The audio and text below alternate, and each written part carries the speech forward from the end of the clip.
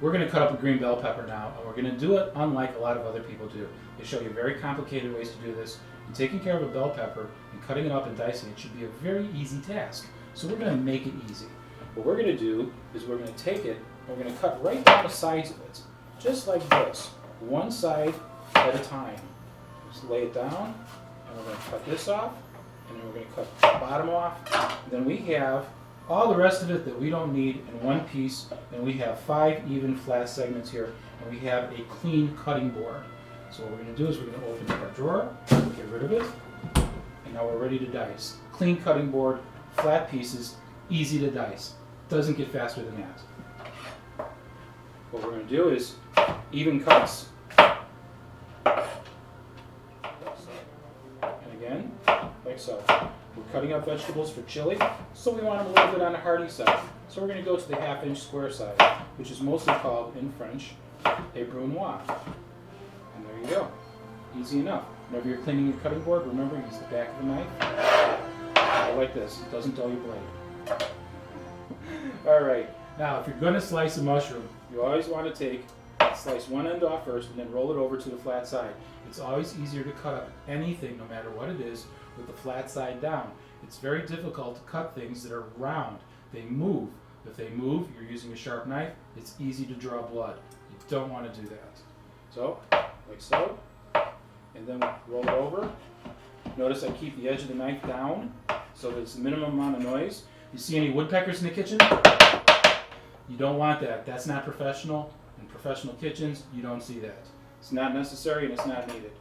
Extra noise in the kitchen, that's up to the chef to be yelling at everybody, so you want to make sure you can hear them. And like so. Nice even cuts. Dicing an onion. First thing you want to do, cut off the end. Now when you cut off the end, make sure that the entire stem is gone. The stem is wood. You can break your tooth on wood. You do not want that part. You're not saving money. Get rid of it. Flip it over. Take care of the other top. Split it in half. Again, always keep your cutting boards clear and clean. Get rid of this outside peel and layers. This is woody. This is harsh. You don't want that in your chili or your soups. And again, likewise, peel that outside layer off. Make sure you get rid of it. Nice clean onions, good flavor, nice and sweet. That's what you want to dice with. Whenever you're cutting anything, always make sure flat side down so you got an easy surface to cut with and it doesn't move on you. You're going to take your knife, you're going to run it across the onion a couple of times. You're not going to cut all the way through, but you're going to slice just short of the end, just like this, so that there's just enough onion holding it together for you. Then, once you've got a couple of slices this way to even it out, you're going to come back and go vertically through the onion. Now you've got even cuts this way and even cuts this way, and you'll get yourself an even dice. And then the last piece that's holding everything together, we dice it up, and we're all done. I'm going to cut once, and we're going to cut twice. Notice I didn't cut all the way through, it's still held together. And again, we're going to slice it almost to the end, keeping your fingers clear. And get the edge there. And then we come back, and again, even cut all the way to the end. Okay, now we're ready to start our Cajun rice. Our pan is getting hot, and what we're going to do is we're going to add our oil first. We're using corn oil. We don't need much because we're using non-stick pans. Start off with our corn oil, make sure that this covers the bottom of it. And we're going to add our onions first. Always add the onions away from you to prevent splattering. You don't want to be splattered. Give them a little bit of a stir, move them around a bit. There's no need to pick up the skillet and do this when you're using a flat surface and an induction plate. Okay?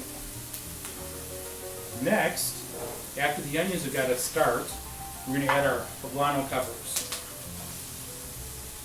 Now we don't have to wait too long for the onions because the poblano peppers, the walls on them are a little thin.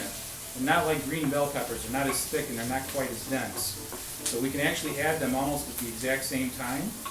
without much of an issue. And we want our onions to cook until they're translucent. We want our poblano peppers likewise to cook nice and all the way through, thoroughly done. To speed up the process, we'll put our lid on, and we'll be back to that in just a second. Okay, now we've got our onions and our peppers started, and we've got some nice brown color to them to give them that little bit of the Cajun bite. You only need to add your garlic at the very end. Get it hot in the oil. That'll bring the flavor of the garlic out. You don't need to do much more than that. And if you were here, you'd be able to smell that garlic flavor. It's all over the place already. Now what we're going to do is we're going to add our water. We heated it up to speed things along. And we're going to add our seasonings that are already measured out. So we make this a nice quick segment. And we're going to add our tomato paste. And we're going to add a half a can. And we're going to stir this in. Now we've got our tomato paste added, our vegetables are in here and they're all sauteed, and we've got our seasonings added to the broth. And this is about to come to a boil. As soon as this comes to a boil, we're going to add our rice, which is literally happening right now. Now, here's the mistake that most people make when you're doing rice pilafs. In restaurants, we never boil our rice on the stovetop for two reasons. One, we don't generally have the space to do that. And number two, when you boil your rice, the starch comes out of the rice. This is what makes it into a sticky, gooey mess. We do not want that boiling action where the water is simmering and moving around. So what we're going to do is we're going to add the rice now that it's come to a boil. And we're going to just stir it gently so it's moved around, so all the seasonings are moved around and they're nice and consistent, and they're throughout the entire broth along with the rice itself. And this is going to come to literally a simmer within seconds. You can see this happening already. Now as soon as this starts to simmer just a little bit more, what we're going to do is we're going to put a lid on this. We're going to take the whole thing, we're going to put it right in the oven. And we're going to bake it until all the juices are gone. When all the juices are gone, it is done. Generally speaking, for this batch, it's going to be about 20 minutes at 375. Okay, now that we have it on the counter, always make sure that you're handling it with a dry towel. Not a damn towel, not a pot holder. Pot holders are dirty and you can't clean them. Use a towel. It covers your hand. Get anything wet on it, you spill on it, you can get rid of it right away and save your hand a bad burn. So now what we're going to do is we're going to position this, open up the lid. Oh, look at that. And we give it a stir, and look at this. Just like that, we have a nice batch of Cajun rice. All those little seasonings and whatnot that came up to the top, we just stir it right back in. You can see how the rice is nice and separated, and it's not stuck in lumps and it breaks apart, and it's cooked, and all the moisture is gone. Perfect. Okay, now we're going to get serious. We're going to make jambalaya. One of the great myths about jambalaya is that you have to have a roux in order to thicken it. You do not need a roux. A roux only masks the taste of the flavors that are in the jambalaya. It's not necessary to use a roux. And we're going to do a jambalaya today with no roux and no thickening agents. First thing we're going to do, we're going to take our andouille sausage and our ham, we're going to saute them off, and we're going to brown them in our skillet.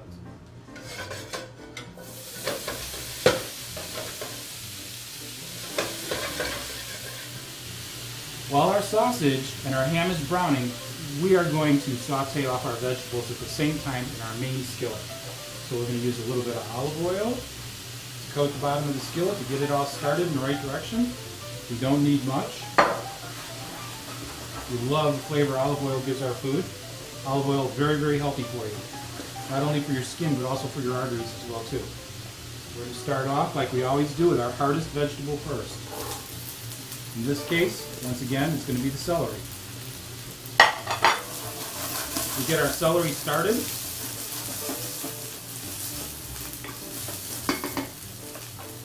We check our meat. See how it's rendering really nice. We don't want to overload our skillet. Make sure that we toss it regularly so it browns in its own fats. Remember, the fats from the sausages add a lot of flavor to our jambalaya. We really do want that. A great story I have about my recipe for jambalaya is a waitress that I used to work with by the name of Katie saw that I had jambalaya on the menu for a special for the following day. She grew up in New Orleans. She came up to me and she said, "I'll tell you if it's any good." I said, "Sure thing." Well, the following day, Katie came in for her shift. When she came in for her shift, she ordered jambalaya for lunch, and I saw the order come into the kitchen. Well, right after lunch, I noticed that Katie was making herself scarce during the course of our shift. So I walked up to her finally, and I caught her at the waitress station putting in an order, and she couldn't get away from me. And I asked her, I said, well, Katie, how's that jambalaya doing you?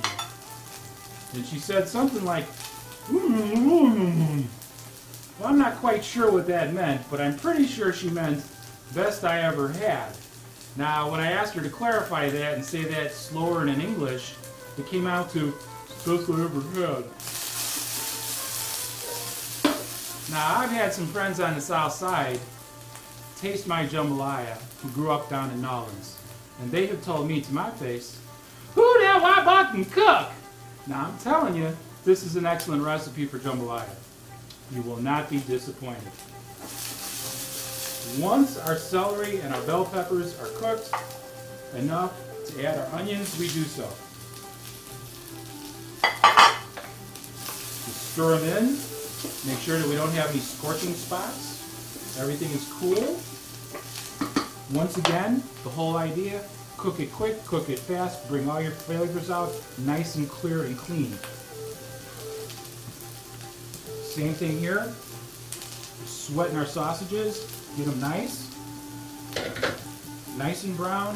Let them simmer in their own juices and their own oils. Gives them a really nice, healthy flavor. Again, we're using sausages by Leon's, and we're also using sausages by Amy Lou. Chicken sausages and pork sausages. We're using a combination of andouille sausages for this particular recipe. Very, very nice stuff. But I suggest that you use your own favorite brand of andouille sausage when you're making it so it tastes more like something that you want. Because after all, at this point in time, it's your recipe.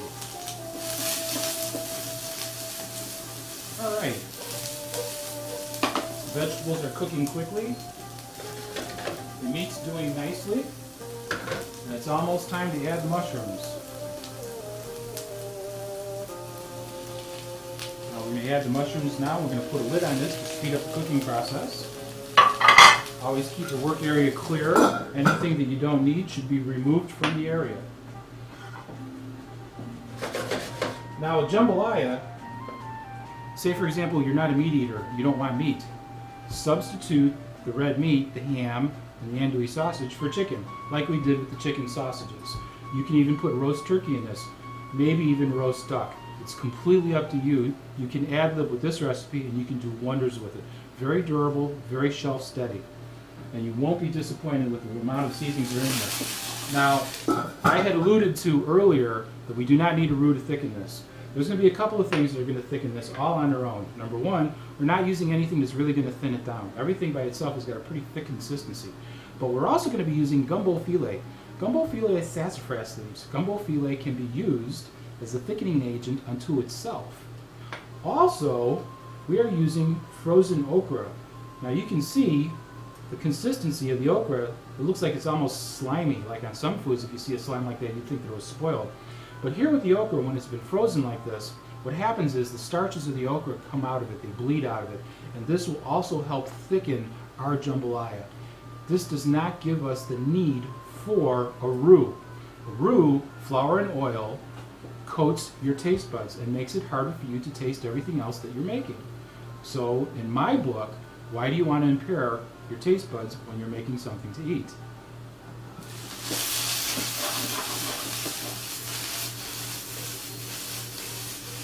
There we go. The mushrooms are about halfway done. The sausages are well on their way to being done. And we're getting ready to finish this up. Again, in a matter of minutes, it's going to be done very quickly. Now, in this particular recipe, we're going to use cooked shrimp. We're going to add them dead last. And we're also going to add dead last our crayfish tail meat. Now, the crayfish tail meat we have here has already been skinned and shelled. And it's been cleaned, but we have the fats from the crayfish meat. So that is really good because it's going to add some extra oomph to it, man. New Nawlins flavor going into it. So that's really cool. That's something that we want. Sometimes when jambalaya is made, the crayfish tails are actually still in the shell itself. I prefer not to do that because it's just sort of like getting in the way of the actual eating. I'm leaving the tails on the shrimp, as you can see here, as a garnish because it's going to look nicer on the plate for presentation. And also, too, if anyone wants to eat them, they can actually do finger food out of it. Very, very simple and to the point. Okay. Mushrooms are ready to rock and roll. We're going to add our garlic. You see our camera crew is rubbing their stomachs already, going, ooh, when are we going to start eating that? All right. You know what time it is? It's time to add everything else. It's that quick. We're going to add our tomato juice and our diced tomatoes. Now we're going to add our tomato puree. And we're going to add our seasonings. I'm going to stir this in. And we're going to have just enough room to put everything in here. It's going to be tight, but we're going to have just barely enough room to do this. You can see how thick this is already. We're not going to really add anything to this at this point. It's going to thin it down. In fact, if anything, it's going to get a little bit thicker. So this is going to be a nice hearty meal. Notice how that sassafras turned the tomato products a darker color. A lot of times in Cajun cooking, we like to use ground bruise that gives it a nicer, darker color when it comes to the tomato products. In this particular recipe, that's not necessary, because the sassafras leaves from gumbo filet will do that job for us. And you can see it's time for us to add our meat. The sauce is already simmering. We add everything, all the juices and the fats. This is not a healthy dish. Always turn your flames off when you return your skillets to the fire. You don't want any burning pots sitting behind you when you're on camera. Hello. Always want to make sure that whenever you splash, you clean up right away, so the cleanup job later on doesn't take as long. And also, too, your wife is a lot less likely to get mad at you when she comes home and finds there's no mess. We're going to put our lid back on this, give the edge of the pan a wipe, keep everything nice and clean and organized. We're going to be ready for some serious eating. We're going to serve this with some black beans, and we are going to serve this with some Cajun rice. Both recipes that you have on this DVD. Now, if you need more information or anything else along these lines as far as the cooking styles go, feel free to visit me at freecookingprograms.com. If you're in the Chicagoland area, you can find out where my classes are being held. Feel free to attend. Also, too, at my website, you will find videos, slideshows, recipes, and a lot of other cool stuff going on. So please, come on, drop on by, say hello. Now we're ready to add everything else. Take the top off and you see that we're simmering. And we're ready for our crayfish tail meat. Make sure we get all those juices in there. Yeehaw, yeah, that's even. Now we're going to put our shrimp in and our okra. Put our lid back in place. And we're going to be very careful when we mix this and put it all back in. Because we have just enough room to do this. That's what you call cutting it by the CDO pans. You can see how thick and rich this is, that there's absolutely no need for a roux for something that's this thick. A lot of times when I go out, I'll go and I'll order a jambalaya when I see it's on the menu. This gives me a good gauge of how good the chef in the kitchen really is, what kind of skills and mechanics that he has working for him. And I've never seen him do it like this.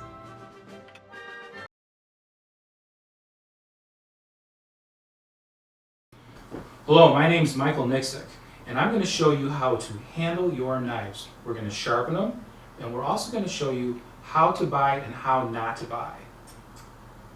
We're going to get into knife handling techniques and information that you need to know about knives in general.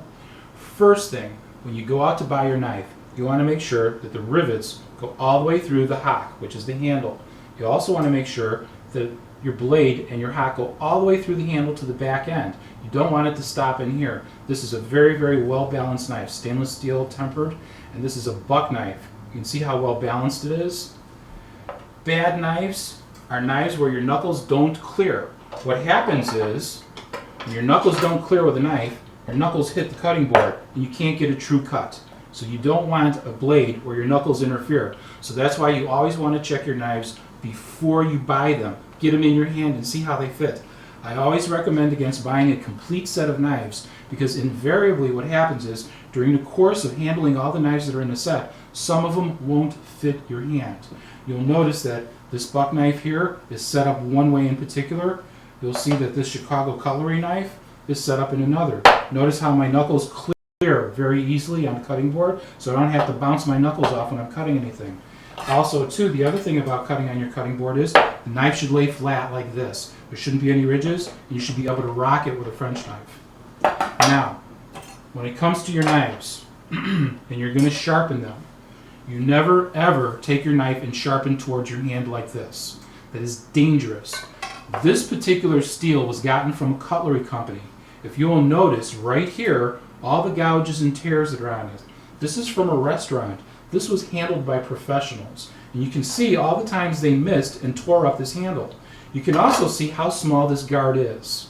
Now when you have it right here with so many tendons and veins and arteries and ligaments right in this area, if you miss with a sharp knife, you can splice right in here and do severe damage to your hand. Never ever use a steel like this. Stand over a counter like this and go away from yourself. What you want to do is start at the bottom of the steel and work your way to the top. 20-degree angle. Start at the bottom and go to the way to the top. A sharp knife can only have its blade straightened, so it becomes sharper by being straightened. If you have a dull knife and you take a steel to it, now you have a dull knife with a straight edge.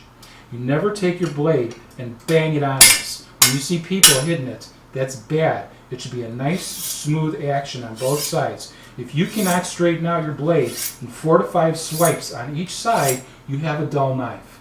And that's an issue that we're going to get to in a second. Now, when you're checking out your steels, a metal steel, if it's got a very, very smooth outside finish, this is really bad. You don't want that. If it's ceramic, smooth is good. But if it's metal, smooth is bad. What you want is grooves right here. You hear this. See that? Those are the grooves. This is a nice steel. This is still in really good shape. So when you're sharpening your knife, you're going away from yourself. You only do it 4 or 5 times on each side. The reason you do that is because the more you take a blade and it bends back and forth like this, the more likely it is for the very small edge of the blade, where it's very sharp, to crack off from metal fatigue. And then you just made a sharp knife dull. You don't want to do that. Now, one of the myths that we're going to bust is honing stones. First off, there's no need to buy honing stones from expensive restaurant supply companies.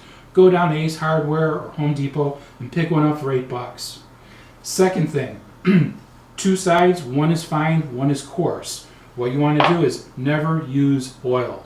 Oil will clog the stone. You want to use water. Water will evaporate, the surface will powder, you'll be able to blow the surface off, and you'll be able to start all over again. When you're sharpening your knife on it, what you want to do is very, very simple. Again, the same as the steel. You start with the bottom of the hock, and you work from one corner of the stone to the other end of the stone. Always try and use as much of the surface of the stone as absolutely possible. This way, it'll prevent the stone from wearing like this, and it'll make it easier for you to continue sharpening your stones for the course of the life of the stone itself. And it'll also do a better job of sharpening your knife. Now, when you go to the store and you're going to buy a vegetable peeler, which one do you want? Do you want this really cool one for $8, or do you want this one for $1?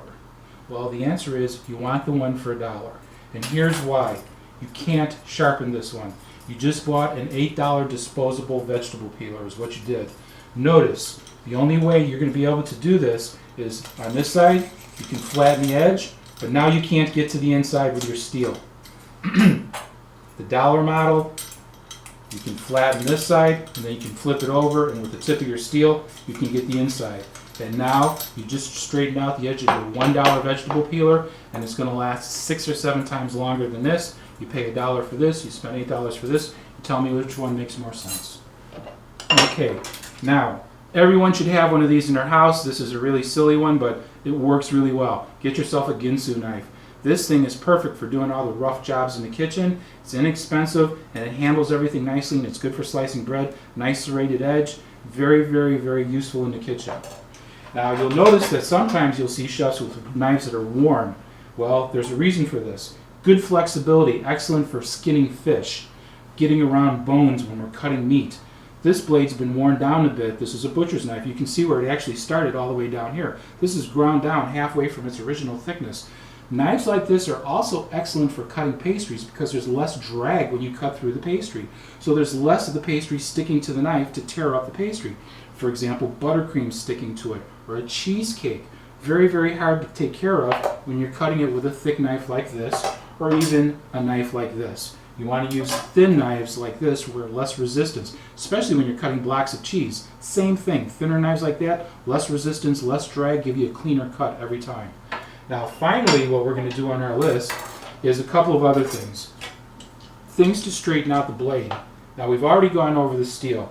This is another little device. This straightens out the edge of it. This has got a little ceramic vertical edge in here, and what we're going to do is we're going to start at the hop and go through it a couple of times. What this does is it gets all the burrs out, and it makes it a lot easier to make it straighter and cleaner and much sharper.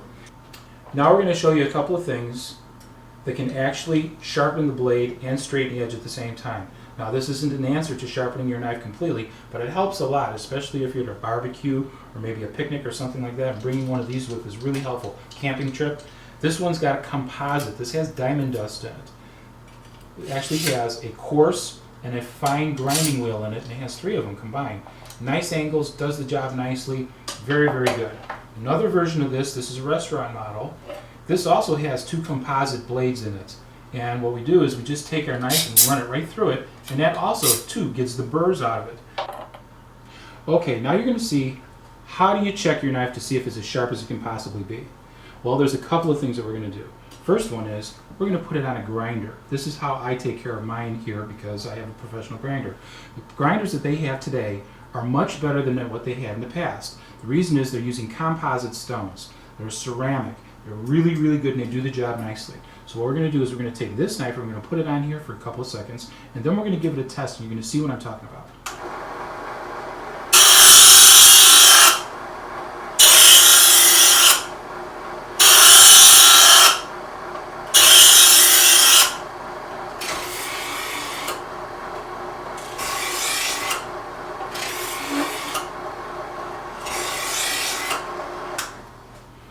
Okay, now what we're going to do is we're going to test it with a piece of paper.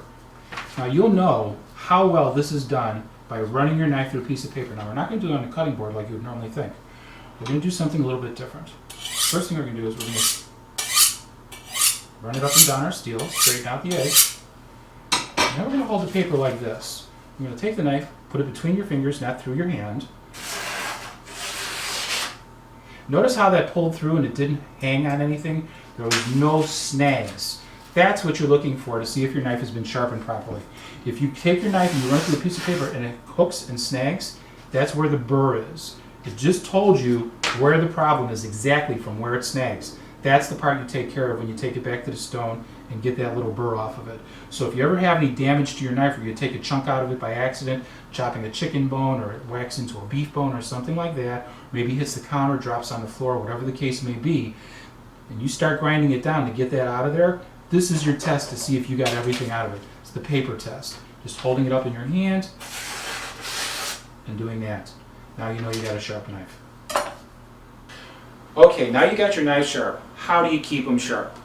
Storage. First thing you want to do is consider using a magnetic rack.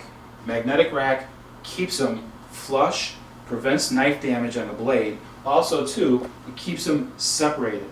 Now, if you take your knives and you store them in a drawer, it's an easy way to cause an accident in your home. A real easy way. Reaching into the drawer, digging around for the knives, not only can you get stuck by another knife, but also, too, with the knives banging back and forth, it dulls them up real good, and it also chips up the handles. Bad storage method. Number 2, if you've got a block at home and you take your knives and you shove them into the block, that's not a very good method either, because you can never clean the insides of the slots.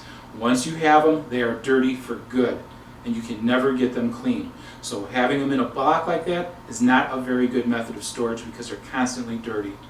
Another thing that you can do to keep your knives clean is to have what we call a knife rack in the restaurant business. That's basically a box that bolts to the wall and the knives slide in the box and they hang loose. That's a better method than this one if you have children because it protects the children better. Another way you can do it is also too have the knife rack like this on the inside of your door if you have enough room. That way you can get to them and access them very, very easy.